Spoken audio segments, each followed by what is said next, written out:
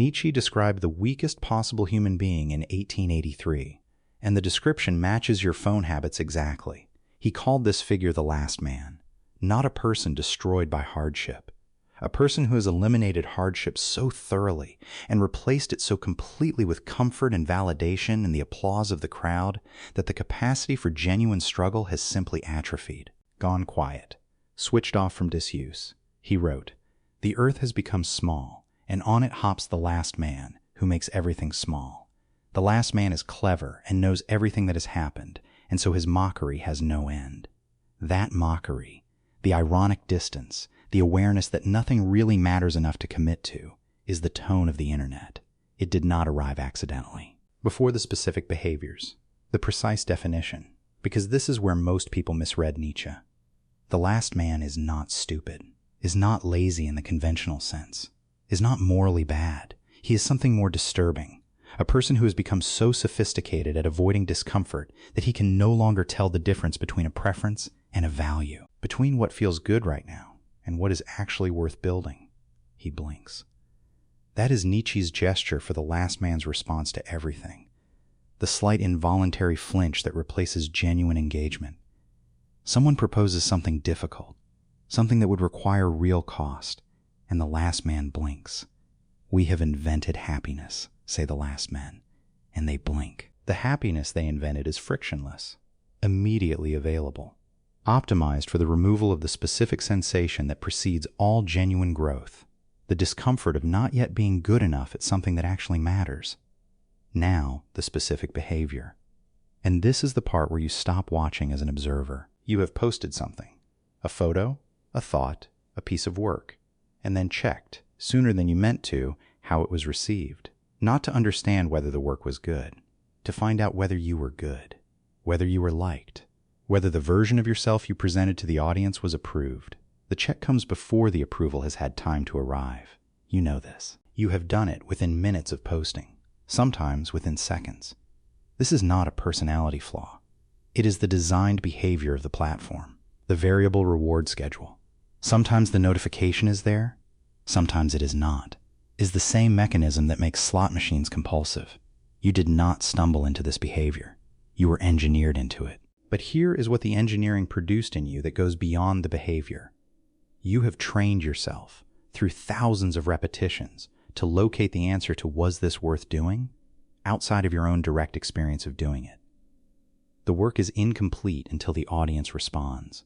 The experience is unreal until it has been documented. The achievement does not fully exist until the number confirms it. This is the last man's relationship to his own life. Mediated, validated, never quite his own. The platform did not invent this dependency. It industrialized it. The variable reward schedule, the unpredictable appearance of the notification, releases dopamine in anticipation, not at arrival. Your brain is not responding to the like. It is responding to the possibility of the like, which means the behavior is maintained not by satisfaction, but by the perpetual deferral of satisfaction. This is the architecture of craving, not of fulfillment. And an architecture of craving is, by design, never resolved. The person inside it does not get enough and stop. They get enough to want more. Nietzsche's last man seeks comfort at the expense of everything that produces genuine capability. He does not know he is doing it. The comfort feels like reasonable self-care. The avoidance of discomfort feels like wisdom. The craving feels like ambition. The engineering is working as intended. Here's the pattern interrupt, the thing that is harder to dismiss than the argument so far. You probably think of your social media use as self-expression. Individual. Distinct. Your specific aesthetic, your specific voice, your specific take. Look at it again. The platform has a format. Every platform has a format. The format determines what gets rewarded, what length, what tone, what emotional register, what kind of vulnerability, what kind of confidence. The format is not neutral. It was designed to maximize engagement, which means it was designed to reward the content that produces the most compulsive response in the most people. You did not choose your content style in a vacuum. You discovered, through feedback, what the algorithm rewarded, and you adjusted. Everyone did. The result is not a million individual voices. It is a million variations on a small number of engagement-optimized templates. Nietzsche's herd does not wear matching clothes. The modern herd wears individuality as its uniform. Each member of it genuinely believes they are different from the others. The conformity is below the level where it can be seen. The last man, Nietzsche noted, is particularly resistant to recognizing himself in the description. He is too clever for that, too self-aware. He has already liked the meme about people who are too self-aware to admit they're the problem. The substitution that costs you more than the time. You have seen someone document a difficult period, the post about the struggle, the caption about what they are going through, what they are learning, how they are growing, and you have felt something while reading it, a mixture of sympathy and something else you may not have named. What you may not have named is the way the performance of the struggle operates as a partial substitute for the actual work of going through it. When you narrate your difficulty for an audience, when you post about the hard thing you are doing, the sacrifice you are making, the growth you are experiencing, you receive social acknowledgement of the experience before the experience has produced its actual result. And that acknowledgement functions as a partial discharge of the pressure that was supposed to drive the completion. Research on goal setting has confirmed this repeatedly. When you tell people about your intentions, you receive a portion of the social reward that was supposed to come from the achievement. The motivation to complete the actual thing decreases.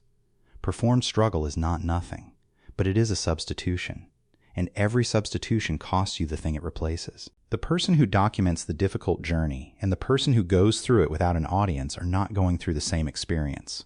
The documentation changes the experience. It inserts a mediating layer between you and the difficulty that softens its impact and reduces its formative effect.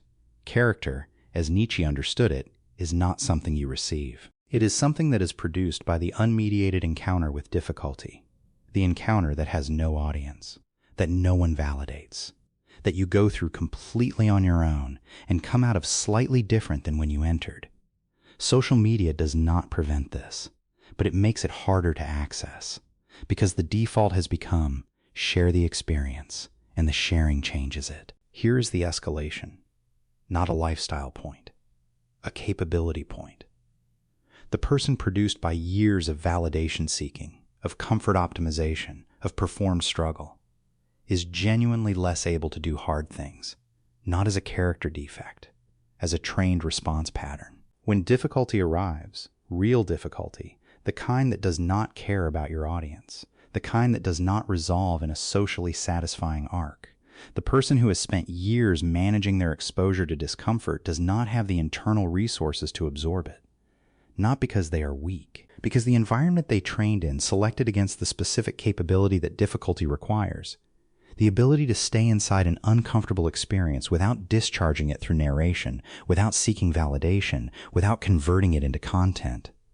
The last man, when confronted with something genuinely hard, blinks, and then reaches for the phone.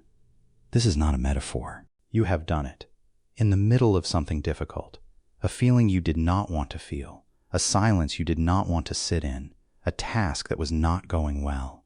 You reached for the phone, not for information, for the sensation of an audience, for the mediated experience of being seen that functions as a substitute for the unmediated experience of being in your own life. The exit is not what you expect. Nietzsche did not prescribe detox. He did not prescribe minimalism, or a 30-day challenge, or a healthier relationship with technology. Those are the last man's solutions to the last man's problem. Comfortable, bounded, applaudable, documented. His prescription was simpler and more demanding. Cultivate a practice that has no audience. Not occasionally. Regularly. Deliberately. Not because audience is bad. Because a self that can only be confirmed by external response is a self that has outsourced its foundation. And a foundation you do not own is a foundation that can be withdrawn. Do one hard thing this week that you will not post about. Do not tell anyone you did it. Let the completion be its own confirmation, not for the aesthetics of Stoic discipline. To practice what Nietzsche considered the only reliable form of self-knowledge, the direct encounter with what you are capable of, in the absence of the audience that usually mediates the encounter. The last man needs the applause before he can feel the achievement. The person Nietzsche was pointing toward, the one who comes after the last man, does not. That person is not someone you find. It is someone you build, in private, without documentation. Tell me where I'm wrong. Comment section is open, and I read every one of them. Subscribe if this actually made you think. Philosophy every week. No fluff, no motivation posters.